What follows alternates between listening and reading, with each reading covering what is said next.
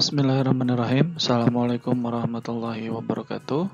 Alhamdulillah kita berjumpa lagi dalam pembelajaran kali ini dengan materi digital learning material atau bahan ajar digital.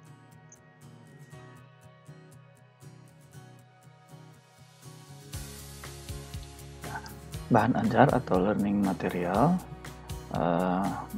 didefinisikan oleh Asep Perry sebagai seperangkat materi atau substansi pelajaran yang disusun secara runtut dan sistematis. The set of content or substance or learning substance which is structured systematically, sequentially, and displaying the whole competence which will be mastered by the student. Jadi seperangkat materi atau substansi pelajaran itu adalah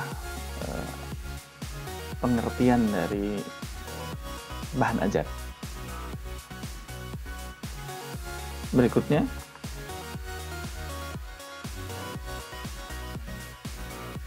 Berikutnya yang disebut dengan digital material, digital learning material adalah atau e-material.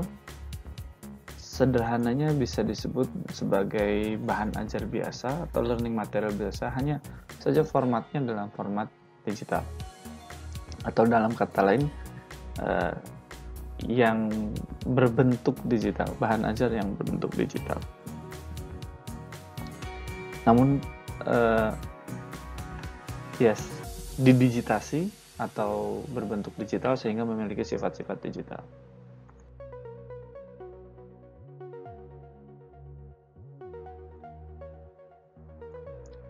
Kemudian, apa perbedaan digital learning material dengan traditional learning material atau non-digital learning material? Apakah di formatnya? Ya, sudah tentu, karena formatnya memang format digital, sehingga format digital dan format digital, sehingga formatnya adalah salah satu perbedaan yang paling utama. Apakah juga tipe variasinya berbeda? Ya, tipe variasinya berbeda. Artinya implikasi dari perbedaan format digital dan non-digital itu membawa dampak pada variasi, perbedaan tipe-tipe variasi yang dimilikinya. Apakah juga berpengaruh atau berbeda menjadikannya berbeda dalam karakteristiknya? Ya, betul juga. Karakteristik digital dengan yang non-digital itu sudah sangat berbeda. Kita sudah pernah membahas tentang ini, dan itu menjadi pembeda berikutnya. Artinya karakteristik, ada kelebihan, kekurangan, dan ciri-ciri dari bahan ajar yang digital dan bahan ajar yang non-digital.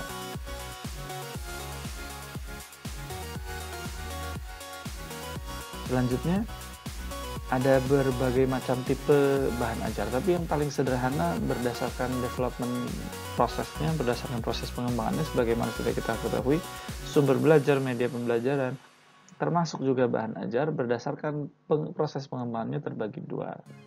Ya, betul. Ya, pertama by design, yang kedua by utilization. Kedua karakteristik, kedua implikasi dari perbedaan by design yang didesain secara khusus dan yang by utilization atau yang memanfaatkan yang sudah ada, ini sudah pernah kita bahas, banyak kita bahas sebelumnya. Konteksnya sama, jadi yang by design dan by utilization baik di sumber belajar, di media maupun di bahan ajar, karakteristiknya menjadi sama. Nah, ini yang sedikit berbeda.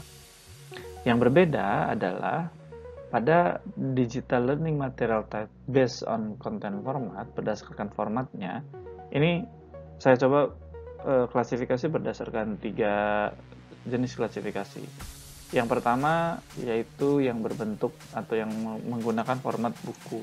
Contohnya adalah yang format PDF ini, e-book. E-book paling sederhana adalah format PDF. Kemudian ada dokumen format, ya bisa saja dalam bentuk Word, TF, atau kemudian OpenOffice dan lain sebagainya. Yang juga bisa saja dokumen format ini yang berbentuk smart book gitu ya, atau flipbook yang sudah saya cantumkan, atau format-format lainnya. Ini 3 ini hanya contoh saja. Kemudian bentuk yang kedua atau format yang kedua adalah bentuk visualize. Ini yang paling common digunakan dalam bentuk digital pembelajaran. Mayer pernah menyampaikan kalau pembelajaran yang mengkombinasikan antara teks dan visual itu jauh lebih bermakna, jauh lebih mudah diterima oleh peserta didik dibandingkan dengan jika hanya menggunakan teks saja. Contohnya menggunakan gambar dalam berbentuk poster, ada infografis, ada chart gitu ya, diagram, dan bentuk-bentuk visualisasi lainnya, foto bisa. Ini hanya beberapa contoh saja. Jadi ini bentuk visualisasi ini salah satu yang paling populer digunakan, bahan ajar yang paling populer digunakan. Kemasannya bisa saja dalam kemasan website, dalam kemasan PowerPoint seperti yang saya gunakan sekarang, atau dalam kemasan-kemasan lain. Yang ketiga adalah narrated. Narrated ini maksudnya disajikan mempunyai alur dan seolah-olah dikisahkan sehingga audiens hanya tinggal duduk mendengarkan atau menyaksikan saja. Tidak perlu melakukan banyak hal karena ini dikisahkan, makanya disebutnya narrated. Bisa dalam bentuk video, animasi, recording ini rekaman, podcast, atau motion graphic, atau bentuk-bentuk lainnya yang sesuai dengan pengembangannya, yang cirinya memiliki alur.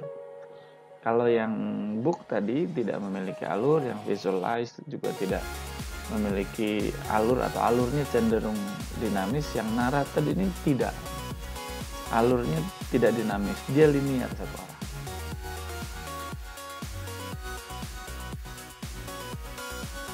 Nah ini ada dalam penggunaannya ada beberapa saran yang bisa saya sampaikan untuk bagaimana menggunakan atau memanfaatkan learning material. Ada 2 hal. Yang pertama, understand ini sangat penting sekali. Sebagai seorang pengajar, dosen maupun guru atau trainer harus memahami dulu apa saja yang harus dipahami. Yang pertama, dalam konteks penggunaan learning material. Yang pertama, aim for instructional need, artinya orientasi penggunaan bahan ajar itu adalah untuk mencapai atau untuk memenuhi kebutuhan pembelajaran. Untuk memenuhi kebutuhan belajar, tidak harus bukan kecanggihannya, bukan tampilannya yang menarik, tapi yang pertama harus dipertimbangkan adalah apakah learning material ini dapat memenuhi kebutuhan belajar atau tidak.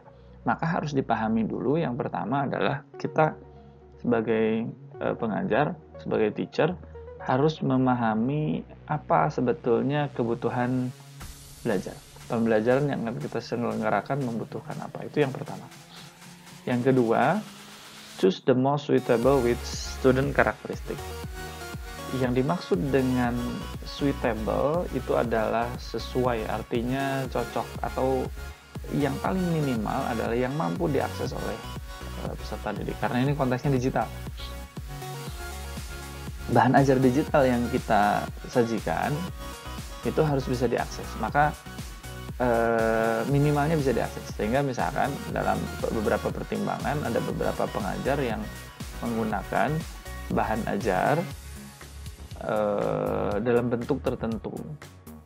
Itu dipertimbangkan karena itu bahan ajar dengan bentuk itulah yang paling mudah digunakan. Contoh misalkan ada yang hanya menggunakan gambar saja, misalkan setiap pertemuan menyajikan infografis, memberikan poster, atau ada di beberapa tempat yang distance learning, ini konteksnya bukan digital.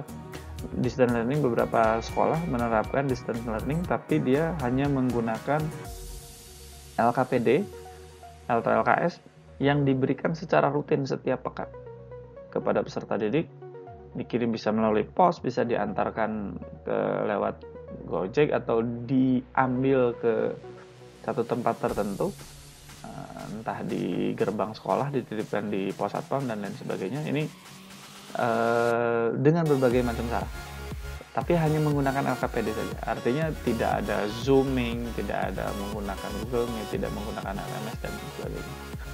Karena bisa itu sah saja dilakukan jika memang itu yang dianggap the most suitable with student characteristic. Artinya bisa saja siswanya tidak mempunyai gadget, tidak mempunyai gawai untuk mengakses pembelajaran digital sehingga dipilih itu.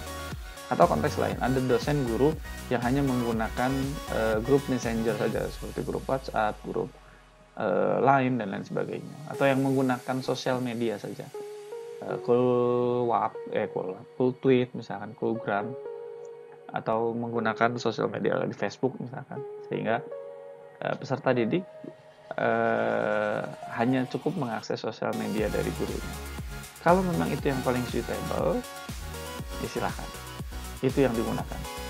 Jadi di sana medianya di sana, dan kemudian bahan ajarnya bentuknya seperti apa itu disesuaikan.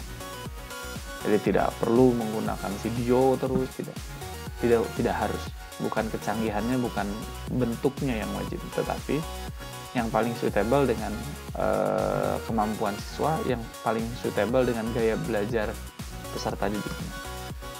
Itu yang paling penting. Berikutnya adalah optimize instructional material characteristic. Jika sudah ditentukan instructional material apa yang akan digunakan, maka harus dapat dioptimalkan. Jika menggunakan poster, maka gunakan poster sebaik mungkin. Bagaimana cara menggunakan poster? Jika menggunakan infografis, maka gunakan infografis ini sebaik mungkin. Bagaimana cara menggunakan infografis yang baik? Itu harus dikuasai.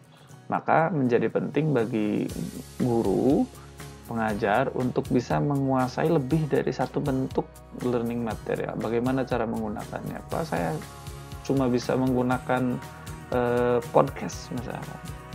Boleh, tidak apa-apa, tapi jangan hanya cuma podcast saja. Harus ada bentuk-bentuk lain yang dikuasai, dan itu sangat penting.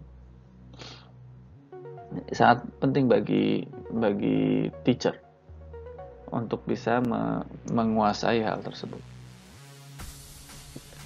Aspek berikutnya yang kedua adalah mastery atau penguasaan terhadap konteks learning material. Ini juga satu hal yang harus menjadi catatan penting bagi pengajar dalam menyiapkan bahan ajar. Yang pertama, konten dan konteks properness, artinya kelayakan, kepatutan. Saya selalu bilang dalam menentukan bahan ajar atau learning material itu selalu patokannya itu ada dua, ada scope dan sequence, artinya cakupan dan urutan.